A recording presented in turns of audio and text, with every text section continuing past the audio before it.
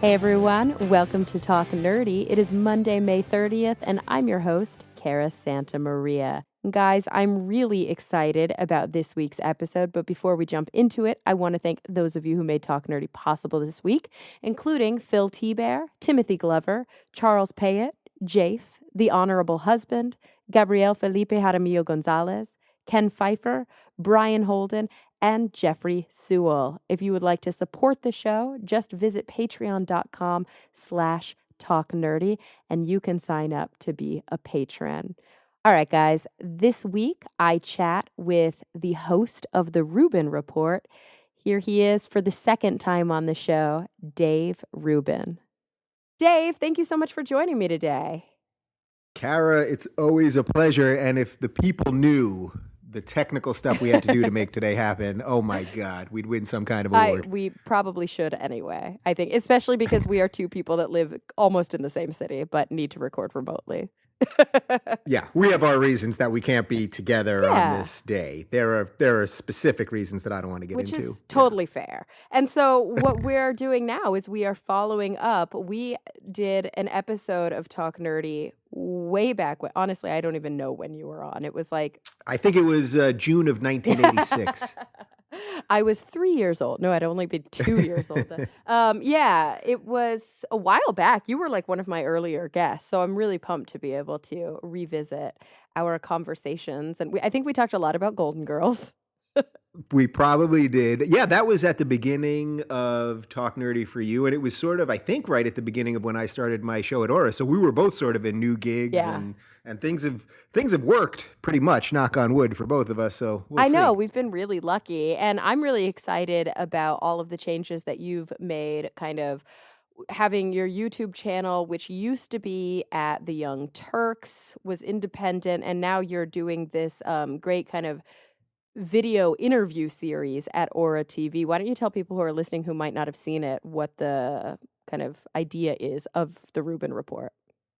Yeah, so I was with the Young Turks for about 2 years, and they're sort of far left progressives, and that's kind of where my politics were for a long time. But I sort of evolved differently and moved over very shortly. For about 2-3 months, I was with Riot, ryot.org there.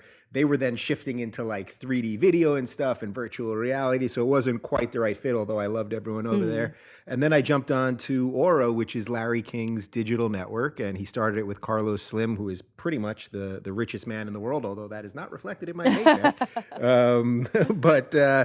But Larry King's over there, and Jesse Ventura and William Shatner had a show, and a couple other people. And we were planning on doing the same kind of show I was doing at the Young Turks, which was pretty much kind of a Hot Topics on the View, a mix of politics and pop culture and, newsworthy buzz kind of stuff. And then my first episode was with Sam Harris, who I know you know, and I'm sure many of your audience loves and admires. Sure. And I just love doing the one-on-one thing with him, just that real connection to one person, sort of like we're doing right now, and really hashing out ideas and talking about controversial topics and really bouncing things back and forth. And from that, I continue doing the one-on-one thing. You were actually on the second episode, and I've said on my show many times, I bring you on to clean up all my scientific messes. And that really just spurred on just really everything else that I've done, which now it seems to be working. People are kind of getting that, the message of my show, which is we have to not be afraid to talk about controversial ideas. We have to not be willing to demonize everyone who thinks differently. We have to not be afraid to talk about certain ideas because they're politically incorrect. I mean, this is stuff that we should all know, but for some reason has really been lost in 2016. It really has, especially with the crazy political climate that is going on right now. I mean, have you had anybody on your show recently that's like a hardcore Trump supporter, or anybody from that side of the aisle? Yeah, I've really been trying. Everyone talks about the echo chamber mentality, and we're all doing it these days worse and worse, right? If you are on Twitter, if you don't follow people you disagree with, you're doing yourself a disservice because you're only having your ideas reinforced all the time. I follow people all over the political map, the spiritual map. I follow believers and non-believers, and I follow Republicans and Democrats and anarchists and libertarians and God knows what, right? And you have to do that because otherwise, if you just hear the same things that you believe all the time, you will become exactly what you should hate as a free thinker, right?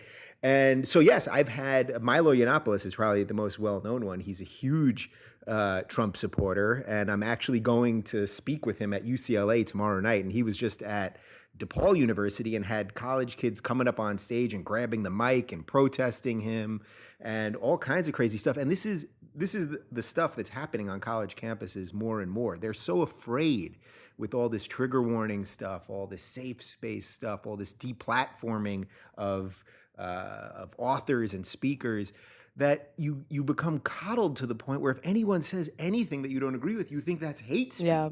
And that's so crazy, and it's so dangerous, and that's why we have to stop it from taking root in the colleges, because we're setting up these poor kids for a real rude awakening when they get to the real world. It's especially dangerous, and some would argue unconstitutional when it's happening on the campuses of public universities, universities that are funded by federal money, because especially, all the First Amendment rules really go out the window when you start talking about private entities and when you start talking about, I own my own organization, or I own my own TV show, or I own my own university. And so I can make some rules that maybe the general public wouldn't agree with. But if we're talking about protected speech specifically on a public platform, that is what a college university is about, especially if it's a city school, a state school, a school that receives federal funding, is it not? Absolutely, absolutely. Look, you as an interviewer don't have to invite every single person onto your show, right? That has nothing to do with free speech. You're making a choice to say, this is the type of person I want to talk to. This is the type of person whose ideas I want to amplify, or maybe this is the type of person whose ideas I want to expose to be ridiculous, right? But that's not what free speech is. The problem is that when you look, free speech, the First Amendment, and people still, even smart people get this confused. The First Amendment is about the government coming for your free speech. So you're already making that distinction when you talk about public funding versus a private school, right? But I don't even fear anymore that the government is coming for anyone's free speech. You could talk about everything that's going on with Snowden and the NSA. That's not really about speech. That's about state secrets. Yeah, espionage. They're using the Espionage Act there. Right. So whether that's right or wrong, and I tend to veer on the side of him that the government was doing some bad stuff, but that's not specifically about speech. So in most cases, you can say whatever you want about the United States government. And if anything, people will think you're cool and you're fighting the power and you're a real badass, right? But it's not about that, the threat to free speech. Right now, what it's about is that the more that we call everyone we disagree with a racist or a bigot or a homophobe or the made-up term Islamophobe, the more we're taking free speech away from ourselves. These kids that need trigger warnings and safe spaces to hear ideas that might scare them, they're taking away colleges where you're supposed to be exposed to bad ideas. What do they think is going to happen after? And I know I sound like an old man when I'm saying that, these kids at colleges, but I'm not that old yet, but, they have to get used to this now. And that's why I've been talking about it so much, because it is truly, truly a danger. And then, by the way, when you don't talk about scary ideas, so let's take, if you were to talk about some of the stuff that Trump has said with Islam, right? Now, he doesn't barely make the distinction between Islam, which is a doctrine, a set of ideas, versus Muslims who are people who may not believe in those and may just like tradition, versus some that are jihadists and all kinds of stuff, right? But if the left, and this is what I've been saying on the show all the time, and this is what Ayan Hirsi Ali talks about, and Majid Nawaz and Sam, of course, if the left is afraid to talk about ideas honestly, it makes it very easy for someone like Trump to come in and say something ridiculous like ban all Muslims, and then good, decent people feel like they have to turn to him because he's the only one expressing anything that is close to what they're thinking, even though they're not really bigots. So that's the dangerous part of if we're afraid to exchange ideas. We just open up the door for terrible people to walk right through. For these polarizing ideas. I mean, we saw a really great example of this. Gosh, how long ago was it now that Ben Affleck was on Real Time? And he was just really, I don't know what it is, if it's a party line, if it's, trying to just keep reinforcing what the echo chamber has communicated to us, but he sounded like a broken record, and there was just no nuance in the conversation. There was no ability to even I don't know, to even assume or question whether or not ISIS, for example, has anything to do with traditional Islam. Right. Well, this is like every time that ISIS blows up something or a jihadist group blows up something. Take the Paris attacks at the Hmm. theater, a couple of months back. I see a lot of my friends on the left immediately blame Western foreign policy. Now, I don't think Western foreign policy has nothing to do with why people are angry at the West. We've done some bad things. There's no doubt Yeah. about it. But at the same time, ISIS then releases statements saying we're doing this in the name of religion. So we can't be afraid of that idea. But, I actually thank Ben Affleck at this point for what happened that night on Real Time because that was my awakening. I Yeah. remember watching that. I think I've told you this, that I was watching that. I didn't even really know who Sam Harris was. I don't think I was following him on Twitter or anything. And I saw this guy and he went up there and he quoted some Pew polls and he said, there are nominal Muslims, there are Islamists who are part of political Islam, there are jihadists who believe in violence, et cetera, et cetera. And then Ben Affleck threw out that ridiculous canard of gross and racist. Hmm. And then suddenly the onus was on Sam and Bill Maher to prove that they weren't Yeah. racists. Bill Maher, who has stood for every liberal principle for as long, he's further left than I Hmm. am. So that's the danger of it, that what you do is then you take people who are good, decent people, Bill and Sam, who had some controversial ideas because it's tough to talk about this stuff, and suddenly you make them the enemy. But they're not the enemy. And by making them the enemy, you create this space for then Donald Trump to walk in. So these things are very much linked. There's no doubt about it. So how scared are you of Donald Trump? Oh man, it's such a mess. Our political system is such a mess, which is one of the reasons that I'm really looking forward to going to the Reason rally with you in a couple What of a good days. plug. Yeah, I how is love that? that. How That is was that to bring it great. around? Well, I really am because I spend so much time in this political Hmm. space, and I say to people now, I used to be funny. I don't know if I'm funny anymore, but there was a time in my life that I was a very good comic, and I had a good 12 years where I was a funny person, and now it's like I'm talking about jihadism and I'm talking about Which has religion and all this it stuff. has And its moments. It's quite humorous, the topic. it does have its moments. That's true. But look, the country is in a really bad place. Are these two candidates, assuming that Bernie drops out, which I know his most ardent supporters don't believe in math, but he's pretty much going to have to drop out. It's a tough position. I mean, Um, regardless whether it's Bernie or Hillary, it's a tough road ahead because Trump has a lot of support. He has a not only does surprising he, amount of support.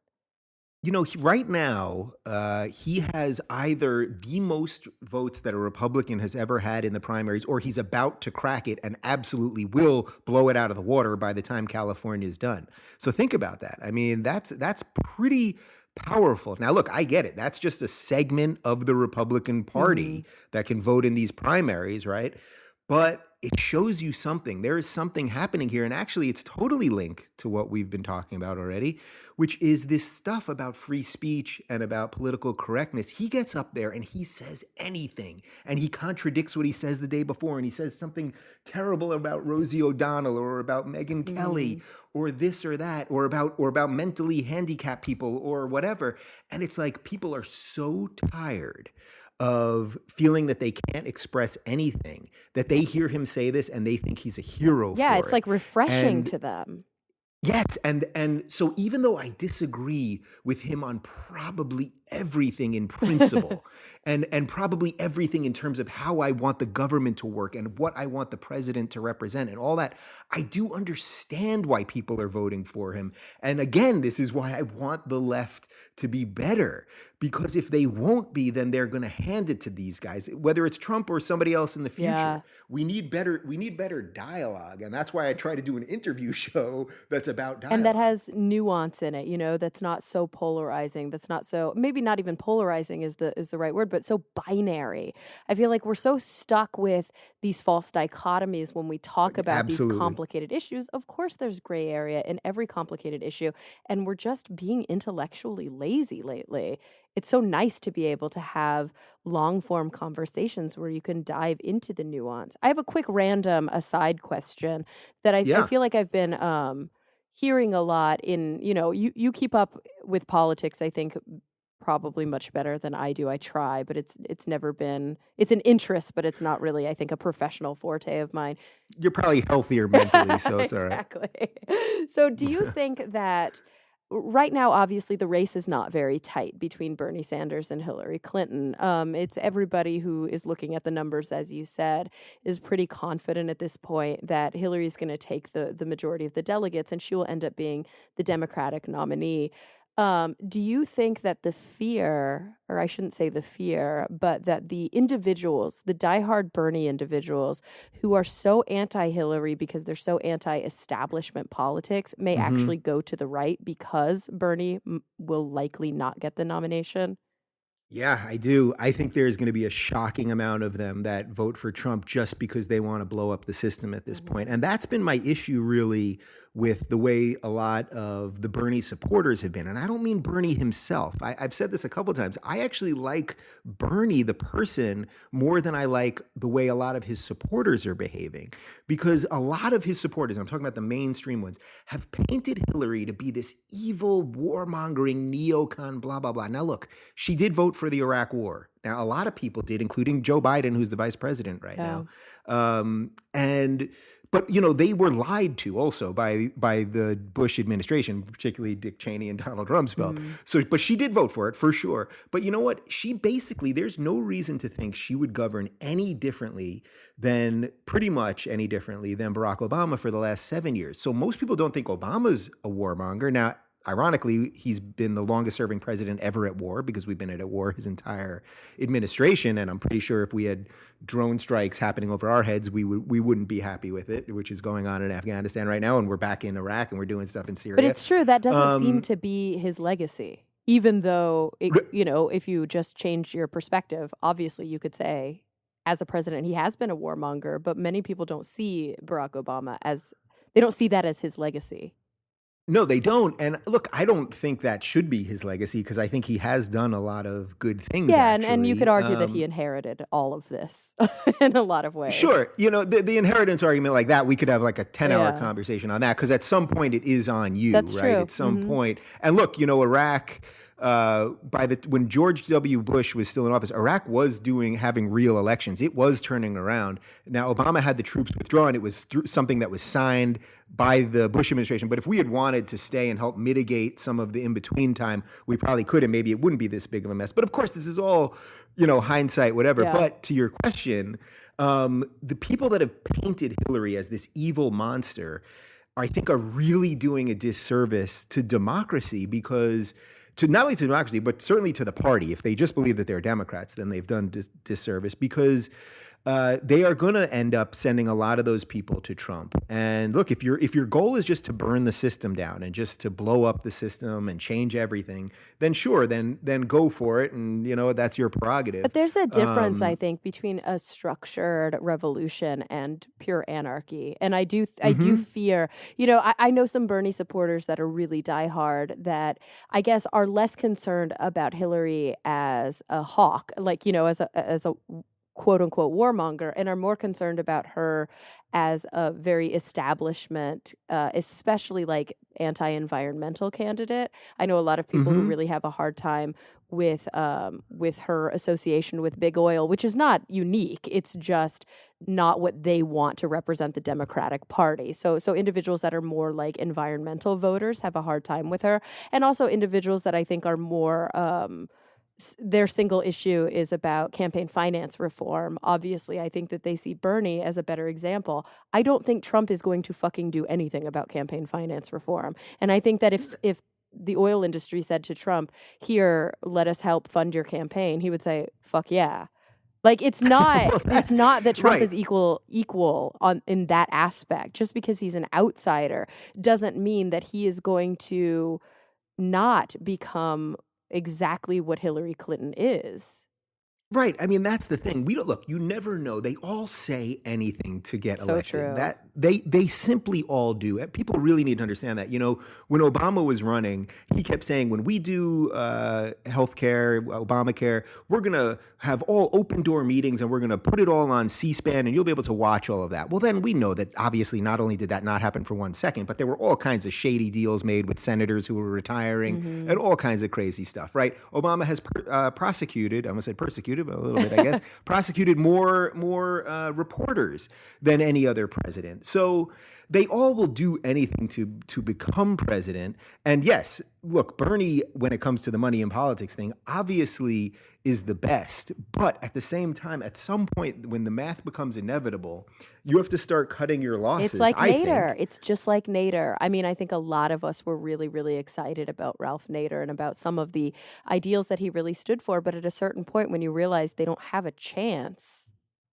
Right. Well, look, it's, right now I feel very much, I would consider myself, at one point I was a progressive. I would say I've always been liberal. Mm-hmm. I remember being in eighth grade I guess it was 1992 or 88, I think, when H.W. Bush was running against Michael Dukakis. And I remember they were mocking Dukakis because he was a liberal. Yeah. And I remember thinking, how crazy is that? Like, liberals are the good guys. Liberals care about minorities and care about women and care about gays and all that stuff. And there's very little space for a true liberal that cares about freedom of thought and free thinking and all that on the left right now because of the reasons that we've already laid out. So when it comes to can you vote for Bernie now, or even if he's going to lose, or the people that voted for Nader and all that, at some point, I would say if there's ever been a point where maybe you do an election on principle, maybe this is it, which is a little bit reverse of what I've been saying about Bernie, because we need more parties at this point. You know what I mean? More than anything else. Yes. Maybe the biggest thing Bernie will give us is that at the end of this, the Republican Party is basically split in two right now between the real conservatives and the Trump people. And maybe the Democrats need to do that too. And maybe in 4 years, we'll have a couple other parties, which I think would be much healthier than what we have now. Absolutely. I mean, I think if the Tea Party gave us anything, if crazy Donald Trump gave us anything, and he's not even a Tea Party candidate, but in some ways he might as well be. In other ways, I still have no fucking idea what he stands for. But he's a big government Democrat. That's that's the crazy thing. And there's a handful of times when he says things where I'm like, holy fuck, I agree with Donald Trump, and it makes me feel really dirty on the inside.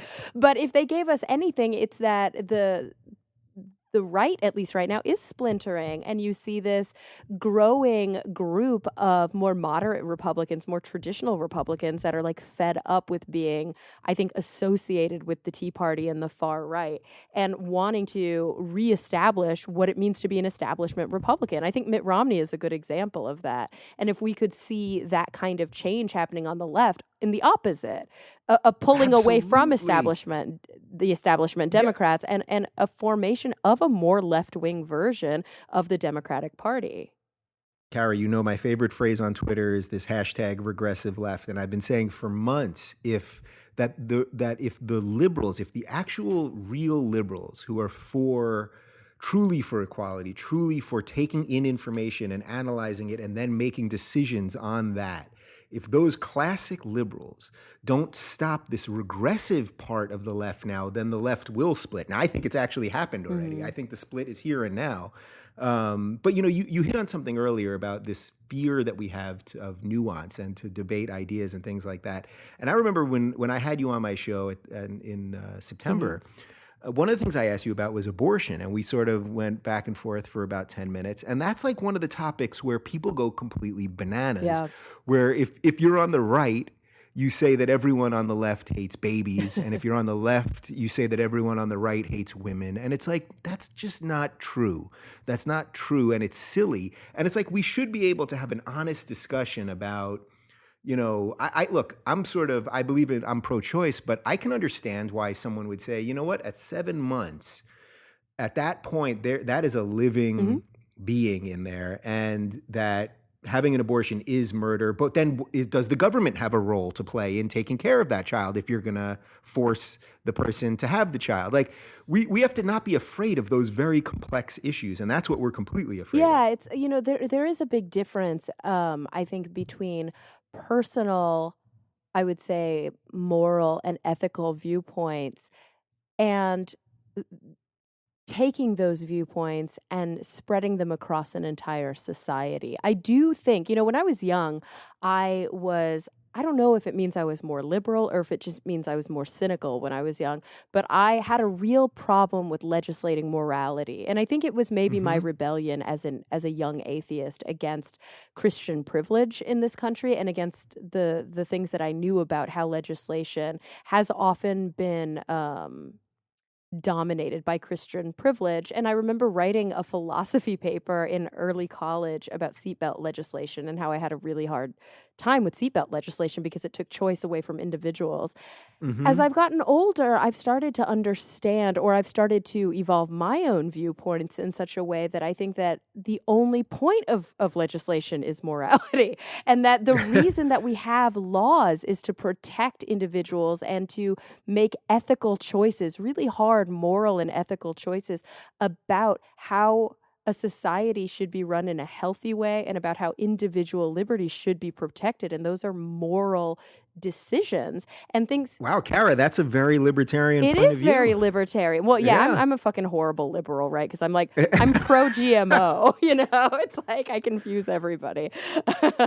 But But a classic liberal and a libertarian are basically the same thing, and you just hit it right there. Mhm. That really is that what you're asking is what's the role of the government, and that's really the question that we're afraid to talk It about. really is in so many ways. And I think the problem comes in when we start talking about where we get our morals. And I think as an atheist, the assumption that morality cannot exist without religious influence is an assumption that I'm always trying to push through. That being said, I know plenty of people, plenty of evolved religious people who personally, for example, disagree with abortion and would never have one, but understand that as a society, and in order to Right. protect individual liberties, we have to allow abortion for people who don't believe the same things that you believe. Kara, think how crazy it would be if here you're an atheist, Of right? course. Now, you ever murdered I anyone? have not yet murdered anyone. Okay, not yet. But what are you basing that on? Why aren't you murdering Oh, I someone? see exactly. Is it the Bible or is it because I don't personally think I have an intrinsic viewpoint that it's not my right to take away the life of another individual? Right. So you've used information as a human being on this earth to deduce that murdering other people is a bad thing. It's not only bad for them, but it would probably be bad for you. If you were only basing that on what the Bible said or some other book, I mean, that's really crazy. You're actually taking away the most intrinsically human thing about us, which is our ability to reason. Mhm. So that's the scary part. And that's what people have to understand. If you can't be moral without religion, you might have some other stuff that you need to work through. Seriously, and this crazy assumption, I guess people who live underneath a religious bubble for so long, who don't either never had life without religion or don't remember life without religion. Let's say they were born into the faith that they continue to be in to this day, or they converted so young that they don't remember their own kind of moral viewpoints prior to that conversion.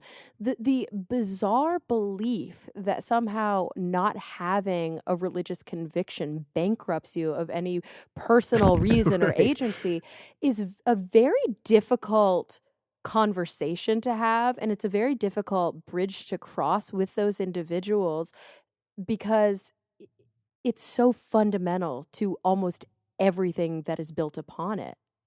Yeah, well, it's funny that we give people a certain amount of credit for taking the leap of faith when it comes to this. I mean, look, if you were to take every other instance in your life, you do things based on evidence. You know what I mean? You cook when you're cooking. Mhm. You don't just guess. You don't just take a leap of faith that the egg is going to cook exactly how you want it. You have to learn how to cook an egg properly.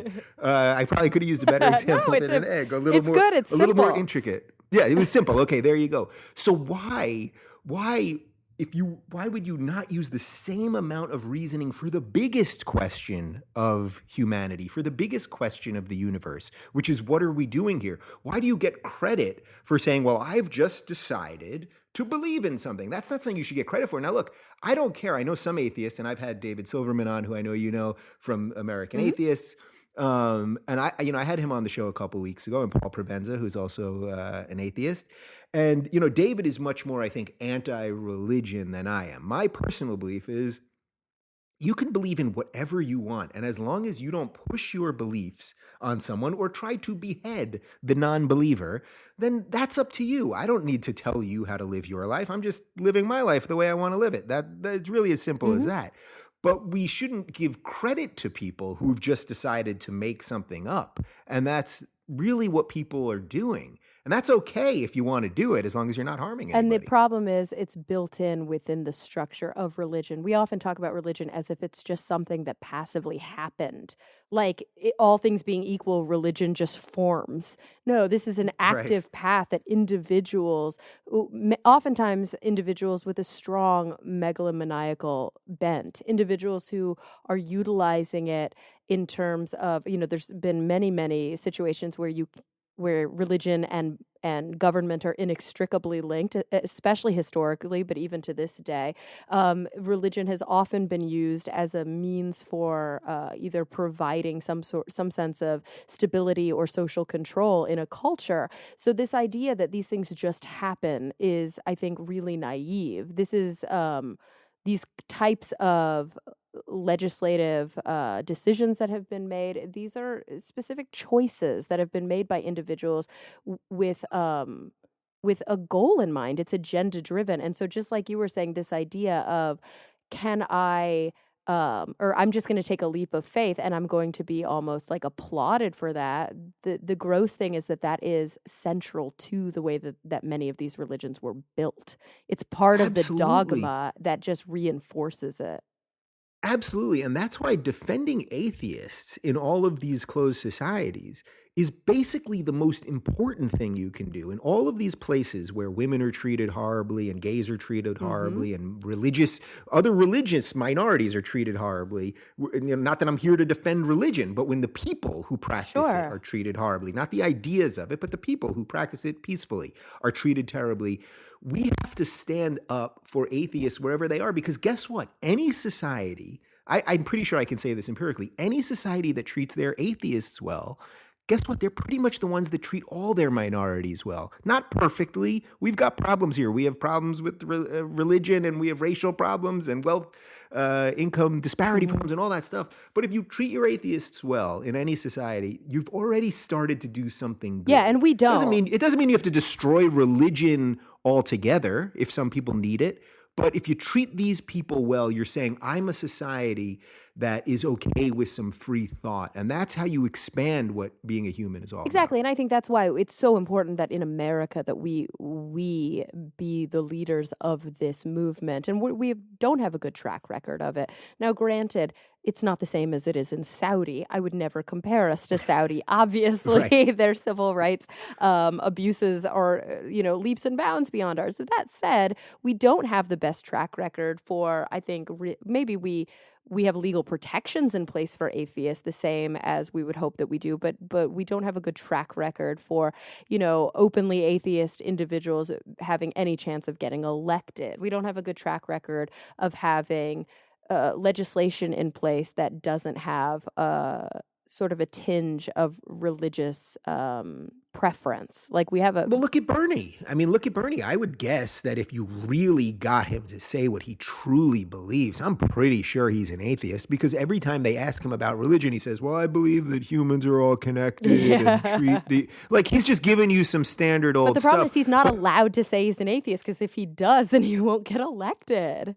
right, and it also brings up all, people love saying that, he's the first Jew that's ever won some primaries and blah, blah, blah. And then if you were to say, well, he's a Jew and an atheist, that brings up a whole other conversation about ethnicity and religion and identity and all that stuff. So it would be so confusing. So I think we're a couple years away from getting to that But conversation. I think you're right. I think you're right. This idea of kind of respecting religious freedom in a culture has so many parallels with a civil rights movement, with women's Hmm. suffrage, with all of these different movements that it's almost like if the atheist movement had happened prior to a lot of these other big civil rights changes, obviously the civil rights movement being probably the most powerful and the most in many ways sad, the movement in our cultural history that really had the most violence and the most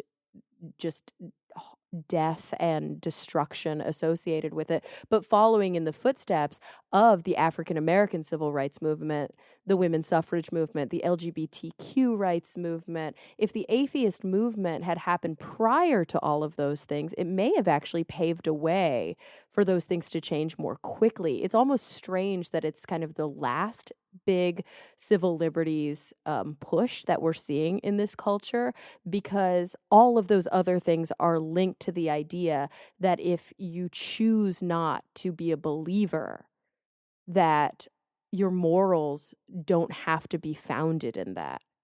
Yeah, well, you know what? You're right, because it's the great equalizer. Mm-hmm. Because if you were black, obviously you personally have a vested interest in the equality of black people, and as a white person, you should also. But it's more personal Yeah, to as a you white as a person, you human. should, but that You doesn't mean that should, you necessarily will, unfortunately. right? And that's the thing. When it comes to atheists, atheists come in every one of those categories you just mentioned: women's rights, black rights, LGBT rights, all of those things. Guess what? They're a gay atheist, they're a black atheist, they're a women Mm-hmm. atheist, they're a trans They're a atheist, et cetera, black et cetera. trans atheist. They're a black trans queer Yeah. Quaker atheists. I mean, yeah, you could think of every version of it, and that's the point. And that's why it's such an important, actually an important movement, and why I've compared it often to that atheists need to come out more. I still see on Twitter all the time that the bulk of atheists that tweet at me all day long, their avatars are cartoons and it's not their real names. Yeah. And a lot of them are in Western societies. I would suspect that most of them are in America that are tweeting at me. Now I get it, if you're an atheist in in Egypt, maybe you don't want to, but actually I just had an atheist in Egypt on my show a couple weeks ago. So it's changing, but it's the great equalizer. Just saying I'm going to believe in what's empirically provable. I'm going to treat the biggest questions, as I said earlier, the biggest questions with the same scrutiny that I would treat any other issue. Mm-hmm. That transcends borders, and it transcends religion, and it transcends everything else, color, and everything else there is. So there's something so powerful here, and that's why it's so important for us to find these people wherever they are and help them be who they are, Yeah. because that's what will erase some of this stuff that's actually bigoted and prejudicial. It's true. It's fundamental to these bigoted and prejudicial viewpoints throughout the world. It's very easy to forget that many of the problems with women's rights, many of the problems with ethnic rights, or equality amongst different ethnicities, amongst different social groups, the rights of LGBTQ individuals, those things are fundamentally rooted in religion. It's very hard to find an individual or an organization that says that they, don't think that gay individuals should be able to adopt, or don't think that gay people should be able to be open about it without going to prison. I don't think I could put my finger on a single organization or individual who is in many ways anti-LGBTQ that's not also religious. Those things are Right. I mean, inextricably linked. And you see it also with historical patriarchal societies. You see it with the oppression of women. It's very heavily linked with this white male dominant religious, especially Judeo-Christian culture. But actually, I shouldn't even say especially, because you also see it in Eastern religions as well. sure. And look, as Bill Maher says, when you put all these restrictions on people, and, if being gay is not okay and you're gay, or if seeing a woman that's not in a burqa, you never get to see that. Yeah. Well, guess what? That's fertile ground for terrorism. It's fertile ground to make people believe in crazy things, because they can't get their normal human emotional needs out in a sensible way. So then they turn. So if you can't have premarital sex, or if you're gay and you can't have sex, or whatever it is, well, then 72 virgins in heaven sounds pretty fucking good. Yeah. And that's the thing. That's where we have to disconnect these things. And you know what? Most of these murder, whatever they are, when people go shoot everybody up, and so I'm talking about domestic Yeah. terrorism or Islamic terrorism or whatever it is, there's a mental component to it too. But a lot of that is couched in the way religion has made people think. Mm-hmm. Yeah. I mean, it's an interesting question this idea of, is religion the excuse for the in-group, out-group, tribalist, sectarian views that would persist regardless of whether or not religion was around? Or is religion the cause of those kinds of viewpoints? And a lot of times, I think when you argue with individuals about religion, it comes down, as you strip away the layers, you come down to that fundamental argument. But I would venture to say that it doesn't really matter whether the sectarianism and the Mm-hmm. tribalism came first or the religion came first, because they're so linked together now that just trying to suppress either of those viewpoints, trying to allow alternative viewpoints to flourish against both of those things is helpful for society to evolve and to become open. Absolutely. And that's why you have to let good ideas flourish. And that's why I couch this all around free speech, because the only way we're going to beat these bad ideas is beat them with good ideas. I'm Jewish. Even though I'm not a believer, I'm culturally and ethnically Mm-hmm. Jewish. And I remember being at temple when I was a kid. And, every holiday was, well, we didn't all get killed this time, Passover. We didn't all get killed in Egypt and Purim. Well, the Greeks didn't kill all of us, or Hanukkah, that was the Greeks, I think, or this one, the Romans, and that one, the Yeah. other one. And we didn't always all get killed. And then at the same time, we're thanking God constantly. Thank God we didn't all die this time. And thank God, again, he didn't kill everybody. This guy's fantastic. Like, that's kind of bonkers. So for me, and yet the culture around Judaism, which is very much about comedy and certain foods and thinking a certain way and education and science. I mean, so many great scientists are Jewish and all that kind of stuff. All of that I have a great affinity towards, and it's very much part of my life. So that's the other part of when you attack religion so vociferously, Mm-hmm. you turn people away that you might be able to turn to our side, because they go, wait a minute, my mom was a believer or had these traditions and she wasn't so bad, or my grandma or whatever And else. she was a pillar of the community and she was the best person I knew. Exactly, and that's what we have to be careful of. So I don't, I've had a guy, Ali Rizvi, on my show. He has a book that's coming out, I think, in about a month, called "The Muslim Atheist" Mm-hmm. or "The Atheist Muslim." And he basically couches exactly what I just said, but from the Muslim perspective, which is he's a complete non-believer. He believes in science and rationality and free thinking, but he likes some of the traditions and the holidays, and he should be entitled to have an ethnic identity based around that, because that's what his family had. So in my view, we have to be a little more tolerant of that kind of stuff. But at the same time, I also understand why people just want to eradicate it altogether. Yeah, but I mean, goodness gracious, that was a nuanced conversation about religion. Hot I'm so damn, taken aback. Well, hey, I want to take a quick minute to thank my sponsor of this week's episode. But when we come back, Dave, I'm really interested to talk about your journey into atheism, but also about this hot topic, which is the regressive left. Okay, so we are back with Dave Rubin of the Rubin Report. And Dave, you mentioned the Reason Rally earlier. We are both going to be speaking at the Reason Rally. That is this weekend, the specific day of the rally. There's so many good programs around it. I forget which is I think it's Saturday, I believe right? it is Saturday. The big event is Saturday, and then Yeah. there's going to be a little convention on Sunday with some smaller talks and things like that. Yeah, June 4th, 10 a.m. to 7 p.m. It's at the Lincoln Memorial in Washington, D.C., and it's free and open to the public.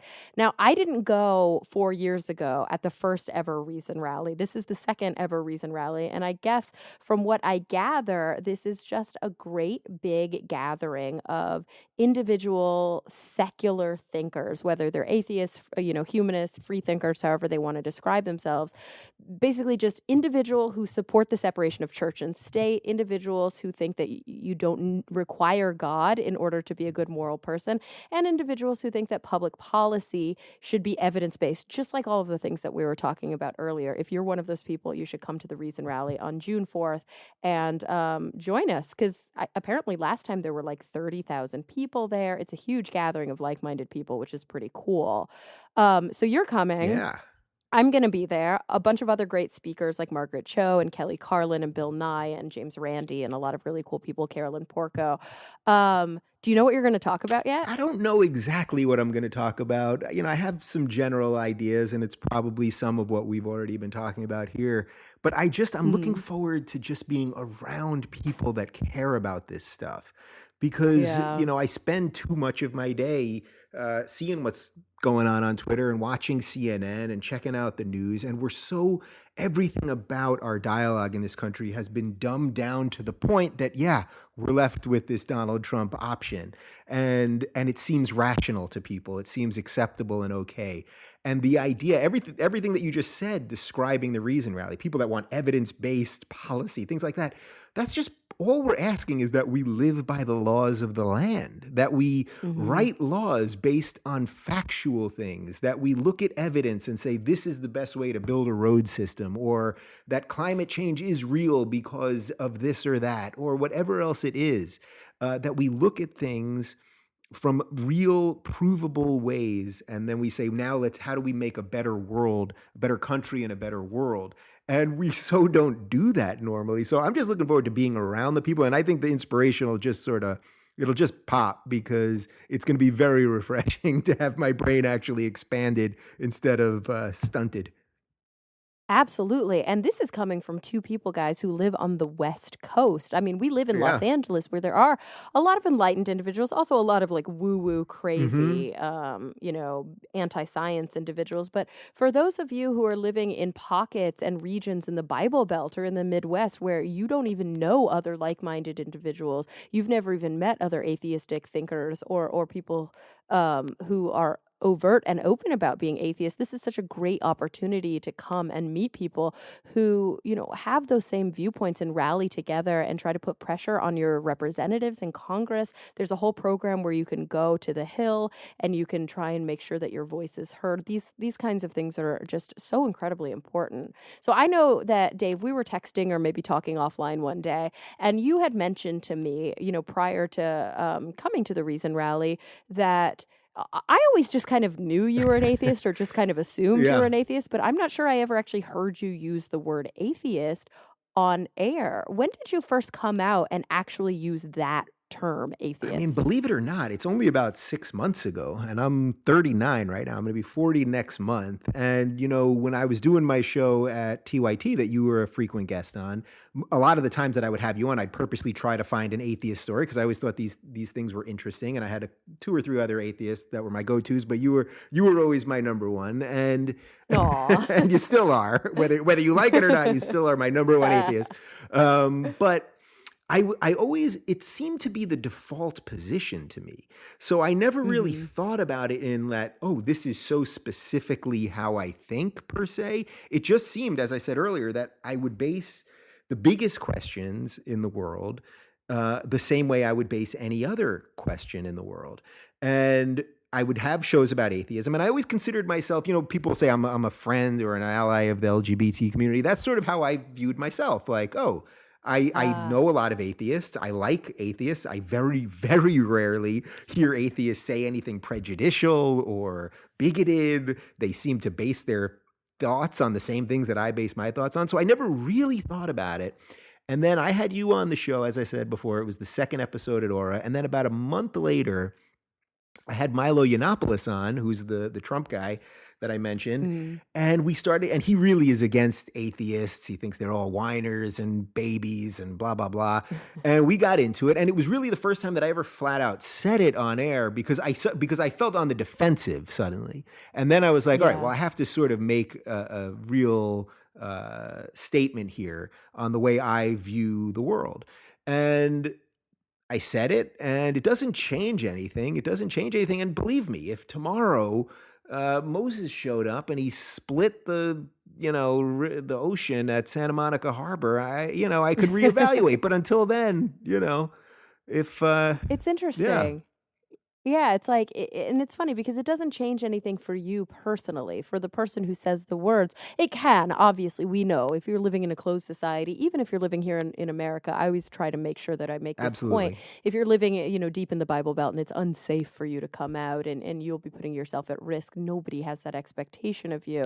If anything, we have the expectation of individuals who are in a position of the freedom and the relative safety to be able to do that so that your future will be brighter and so that your children will be able to come out if this is their thought process and their viewpoint. So it's interesting to say for you, like it's It doesn't change anything of your beliefs, obviously. You still think the Right. same way. It's just a label. But what it does change so much is the fans that you have, the individuals that have been following your show, when they hear somebody that they look up to or somebody who they agree with quite often saying those words, it can help cement in them, oh my God, like this is what's happening for me too. And it's so meaningful to see somebody who I really look up to using that label as well. It makes it that much easier for me to do it. It's so silly that it's a fucking label, but it can be so Well, it's freeing. freeing, and you're totally right. And there were a few people online, just Twitter people, who Mm, were really outspoken atheists. Not even necessarily public people, just people that tweet about atheism a lot. That I don't even know who they yeah, are in reality. But I was like, these people are saying things that I like. They're saying things that I agree yeah. with. So I am a public person. So I have to say something about this. But, real quick to what you just said about the Bible Belt, which you're obviously 100% right. But we shouldn't forget that it's not this isn't just an issue of Christianity in America, because there are plenty of Orthodox Jews in Brooklyn who, if they came out as an Oof, atheist, would yeah. be kicked out of their families. And there are plenty of Muslim families who, if their son came out as an atheist, then they're apostates. And according to Islam, they can actually be killed. So these are Yeah. real things. And I know most of what because Christianity is sort of more the dominant power in America, we focus on that. But there's plenty of other problems there too. So true. And that's, it's funny that it just is a little window into this cognitive bias that we often have, which is we really do golden rule the world. We see the world through our Hmm. own lens. And of course, being raised as a Mormon in Texas in the Bible Belt, that is the religious kind of oppression that I see the world through. And yes, it is kind of the dominant majority religion, not Mormonism by any stretch, but But you know what? Christianity is the You as a Mormon, it's a really Mhm. interesting thing because we do have this, and I know you wanted to talk a little bit about the regressive left, but we have this pecking order of who you can make Yeah. fun of and how you can make fun of them. Mormons are very high on the list of people you can make fun of, right? Yeah, they're like with Scientologists and Jehovah's Exactly. Witnesses. So you can mock the hell out of Mormonism, say whatever you want about Mormonism, and everyone on the left will cheer you for it the entire time. Will Yep. tell it's so funny, ha ha. They believe in who's the guy, John Smith and Joseph Joseph Smith, John, yeah. right? Joseph Smith, whatever. And you can do a play on it on Broadway, and Jon Stewart can say it's the greatest play ever, and whatever. Yep. And then there's other religions that you can't say a word about, and if you do, even if you quote pew polls, as we alluded to earlier with Sam Harris, now you're a Mhm. bigot and you're racist, even though a religion is just a set of ideas. There is literally no difference of this. There's that Mormonism is a set of ideas, Judaism is a set of ideas, Mhm. Christianity and Islam. These are set of ideas based on old books that people came up with. But for Some of them newer than yeah, others, but yes, sure. you're right. And by the way, that doesn't mean they're all equal in terms of one could be worse than the other. You know what I mean? Like, Of so for course. example, if the average Jewish person was to leave Judaism tomorrow, no Jew would care. Most Jews would be like, "Oh, good for you." Like nobody would care. You still like bagels, great. Yeah. But like now, that doesn't mean of course, there are some ultra orthodox people who would care. Of course, no one's saying all. And that's what makes this conversation so difficult because every time you say something, people go, "Oh, Yeah. you said all of them." Then you get emails. Right, and then your email box blows up, or your Twitter mentions, whatever. But the fact is that does tell you a difference. That what can Mm. we talk about and joke about, and what can't we? And that's why there's so much backlash from this regressive left about Islam, because that's the one that they hold in the highest regard. Now, ironically, it's the one that is the most regressive right now in Yeah. 2016. The places where Islam are the most regressive places in terms of women's rights and gay rights and minority rights and all of that stuff. That's just Well, especially the places where Islam is a state religion. There are Yeah, 51. there are some predominantly Islamic countries where there's a better division between church and state where we don't see the same issues. But places that are predominantly Islamic where, like, for example, Sharia law is rule of law, like where religious legislation is in place across the board, these are the most regressive places in the world. Absolutely. And that's why, as free thinkers and as secularists, and especially as atheists, you have to be willing to talk about this. So every time someone, and Sam Harris has been the poster boy of this, every time he opens his mouth and uses the same standard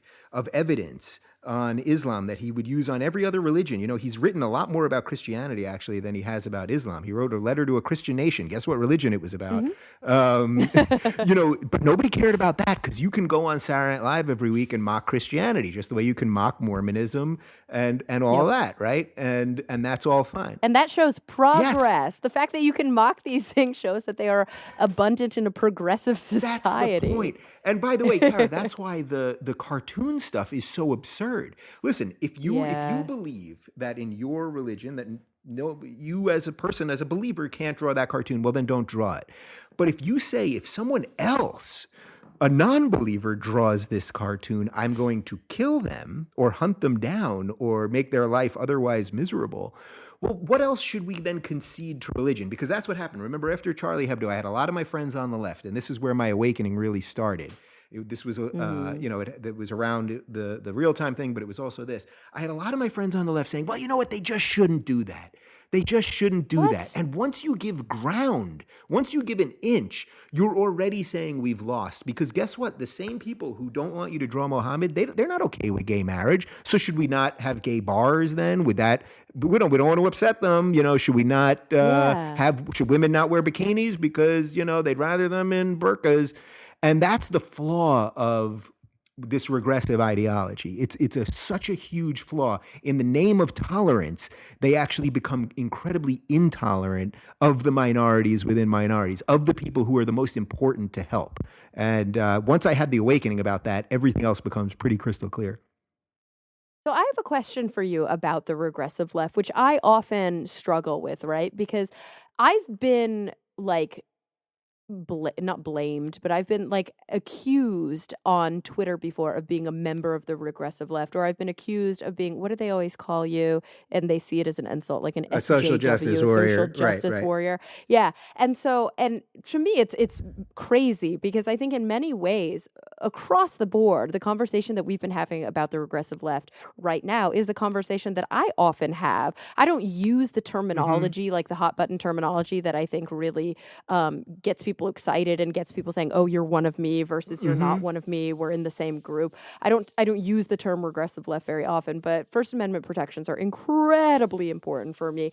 I am a huge advocate of rethinking your viewpoint on what's PC, what's not PC. That said, as you are a gay man, I am a woman. And so obviously some of our policy decisions and our choices are informed by our own struggles, Absolutely. Right? Black individuals spearheaded the fucking civil rights movement. You are a huge advocate of LGBTQ rights. I, of course, have to advocate for rights for women. It's called self-preservation. There's nothing wrong with that. Yes. And we try our best when we do exist on the left to help try and ensure that the rights of minorities are protected and the rights of certain organizations or classes that have been historically disenfranchised are brought to the surface so that we can have reasonable conversations about them. And what bothers me, I think, about the movement, and it's not about the ideology behind the regressive left, skewers, you know, it's not about the people who want to bring our attention to the foreground about the regressive left. It's the co-opting of the movement by misogynists. And I see a huge conflation of these Gamergate, anti-social justice warrior, kind of pro-men's rights activists that utilize the argumentation about the regressive left as a platform to kind of inflate their anti-feminist ideals. And I'm interested in your take on that. There's a lot there. And, you know, every movement that we've talked about, from gay rights to civil rights to everything else, movements change. And the people that are involved in the movements, you know, Martin Luther King Jr. had a very different take on how the civil rights movement should go than Malcolm X. And there were many more militant gay leaders in the 70s versus some that wanted to do things, you know, more quietly and allow for change more quietly. So yes, is there some element of misogyny as part of this group of people who are fighting against the regressive left? Yes, of course there is, because every movement has every kind of person in it. And you know what, I think really to your point, I think it has something to do with that a lot of people have in this movement have found that modern day feminism has become a problem. That not first wave feminism and first and second wave feminism that were really about women's rights and equality and getting the right to vote and equal pay and things of that nature, but what feminism has become, which is more about rape culture that often isn't that existent actually in Western society, or the pay gap, which usually at this point they've proven repeatedly is because women choose different jobs, and a few other examples of that. So then when men talk about that, or these men's rights guys, it makes it sound like suddenly they're anti-woman, when generally they're not. But I totally hear you.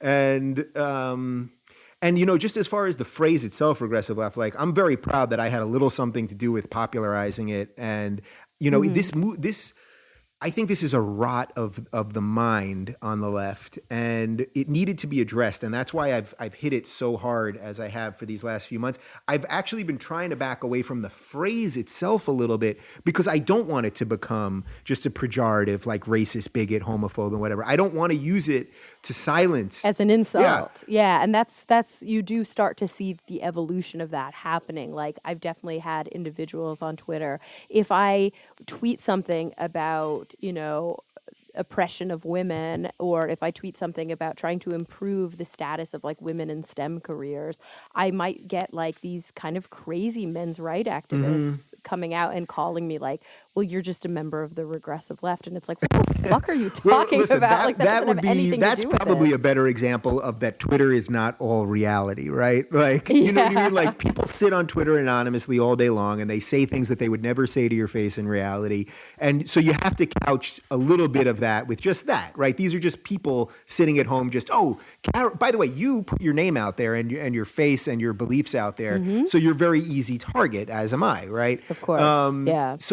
So we have to get away a little bit of what the Twitter people say. But to that point, I'm sure that I'm guilty of overusing it at some level, or at least as it's changed, that maybe I should be using it a little bit less. It's about the ideology. I'm not trying to make this about individual, you're a regressive, because you said one thing that I didn't like, so now you're a regressive. That's just silly. But it's about an ideology that for some reason, all of these good things that we've talked about women's rights and gay rights and free thinking and atheism, the one religious ideology that's the most against it, most actively in 2016, and you know which one I'm talking about, that's the one they defend the most.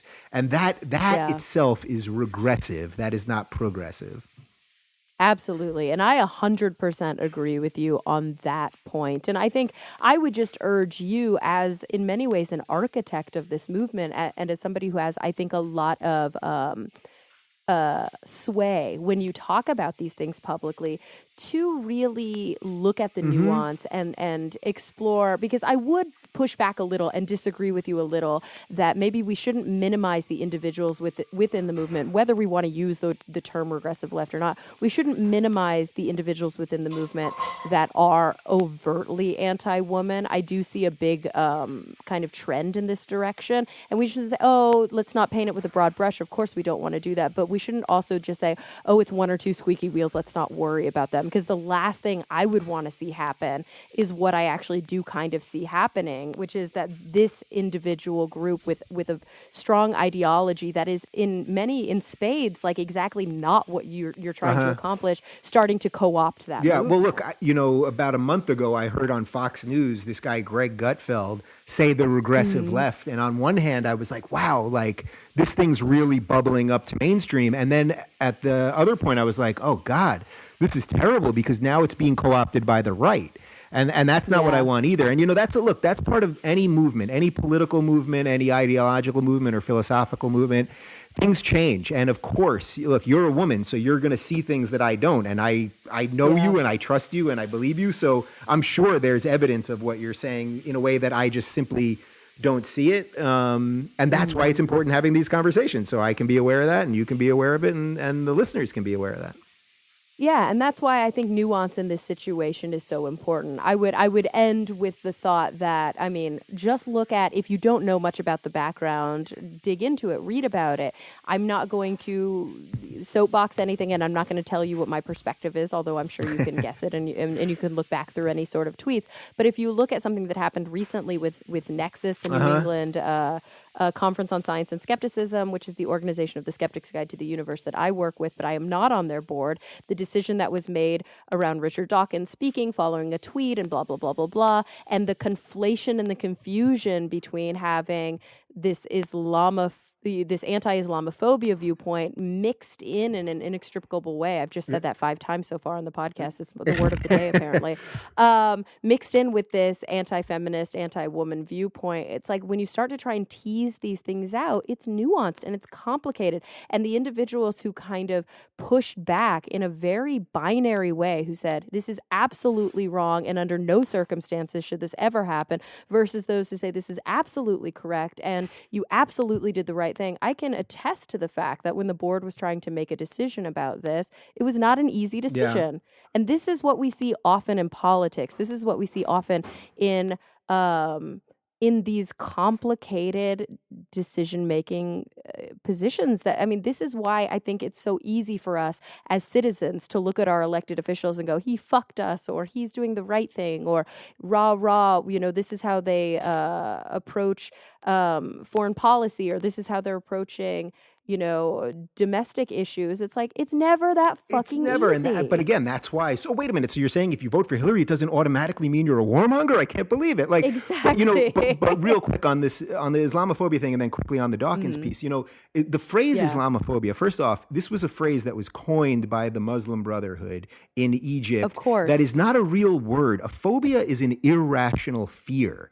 If you are a free thinker or a gay person or an ex-Muslim, most importantly, or a less of a believer than the perfect standard of Islam, then having a fear of something that would kill you is not phobic. So it's important. You can be bigoted towards Muslims, and that's a problem.